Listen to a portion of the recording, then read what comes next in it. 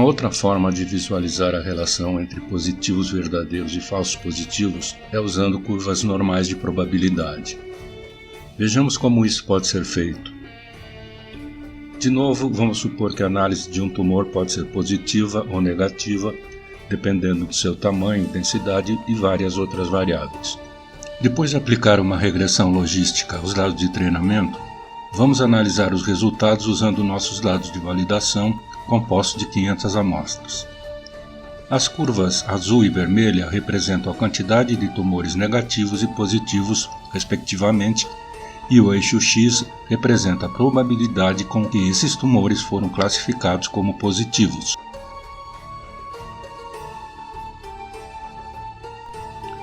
Agora, se nosso limiar é de 50%, nossa previsão perfeita seria como esta, em que tudo acima de 50% de probabilidade é positivo e tudo abaixo é negativo. Vejamos algumas situações mais realistas de resultados. Aqui temos 44 pontos negativos e 5 positivos, sendo que foram previstos 49 pontos com probabilidade de 40% de serem positivos. E aqui temos 30 pontos, sendo 15 negativos e 15 positivos, com previsão de 30 pontos com 50% de probabilidade de serem positivos. E finalmente, temos 5 pontos negativos e 43 positivos, com uma previsão de 48 pontos com 60% de probabilidade de serem positivos. Com base nesse gráfico, você pode dizer que o classificador fez um bom trabalho de separar as classes. Então, você pode definir seu limiar em 50% e classificar tudo que foi previsto com mais de 50% de probabilidade de ser positivo como positivo, e tudo abaixo de 50% como negativo, que é o que a maioria dos métodos de classificação fará por padrão.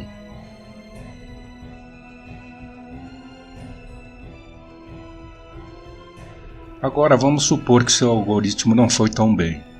Nesse caso, há muito mais sobreposição e, independentemente de onde você definir o seu limite, sua precisão de classificação será muito menor do que antes. Um limiar de 80% classificaria 50 amostras como positivas e 450 como negativas. Já um limiar de 40% classificaria 450 amostras como positivas e 50 como negativas. Um limiar de 50% teríamos 350 amostras classificadas como positivas e 150 como negativas. Assim, à medida que aumenta a sobreposição entre as curvas, nossa classificação se torna pior, e desta forma temos uma ideia visual de onde colocar nosso limiar. Curva Precision Recall. Se nossa base de dados é altamente desbalanceada, como nos casos de doenças raras, fraudes, eventos climáticos extremos e muitos outros, estamos mais interessados em não cometer falsos negativos. Vamos supor que dos 100 exemplos de tumores, 91 são benignos, 90 TNs e 1 FP, e 9 são malignos, 1 TP e 8 FNs. Dos 91 tumores benignos, o modelo identifica corretamente 90 como benignos. Isso é bom. No entanto, dos 9 tumores malignos, o modelo só identifica corretamente 1 como maligno. Um resultado terrível, já que 8 em cada 9 malignidades não são diagnosticadas. Como já enfatizamos, embora 91% de accuracy possa parecer bom à primeira vista, outro modelo classificador de um tumor que sempre prevê benigno alcançaria exatamente a mesma precisão, 91 por 100 previsões corretas. Em outras palavras, nosso modelo não é melhor do que aquele que tem zero capacidade preditiva para distinguir tumores malignos de tumores benignos. Em uma curva, isso ficaria mais ou menos assim.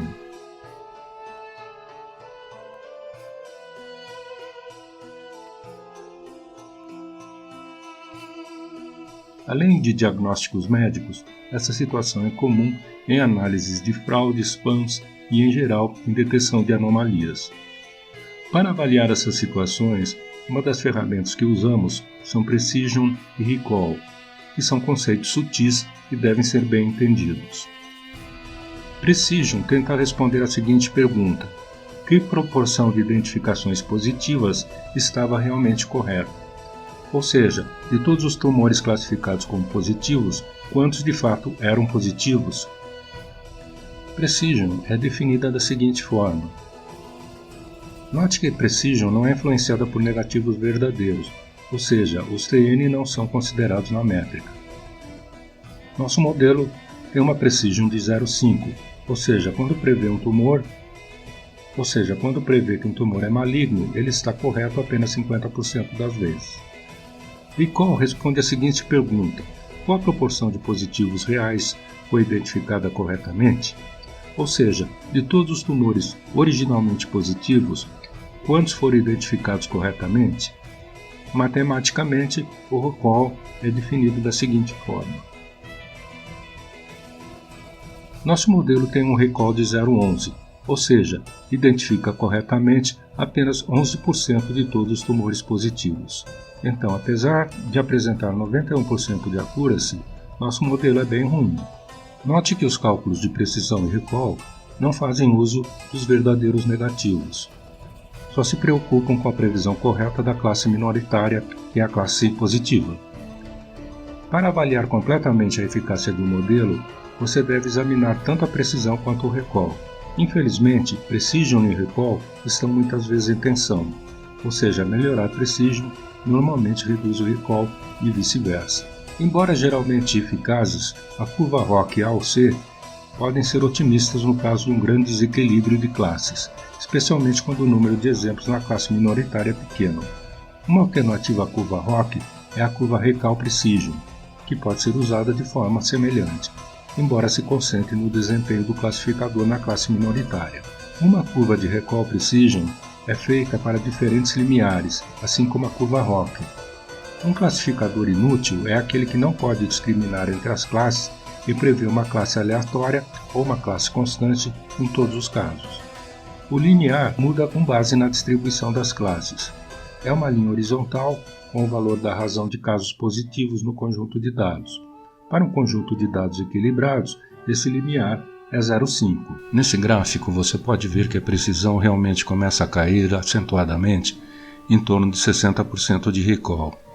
Você provavelmente vai querer selecionar um ponto um pouco antes dessa queda, por exemplo, em torno de 80% de recall. Mas claro, a escolha depende do seu projeto.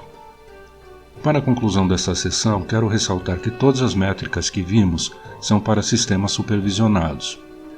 Avaliar o desempenho de sistemas não supervisionados, como clustering, por exemplo, não é tão trivial quanto contar o número de erros ou a precisão e o recall de um algoritmo de classificação supervisionado. Em particular, nesses casos, as métricas de avaliação não devem levar em conta os valores absolutos das observações, mas sim um agrupamento define separações de tal forma que os membros pertencentes ao mesmo agrupamento são mais semelhantes do que os membros de agrupamentos diferentes, de acordo com alguma métrica de semelhança. Entre essas métricas de separação estão aquelas que definimos na seção de distâncias deste curso.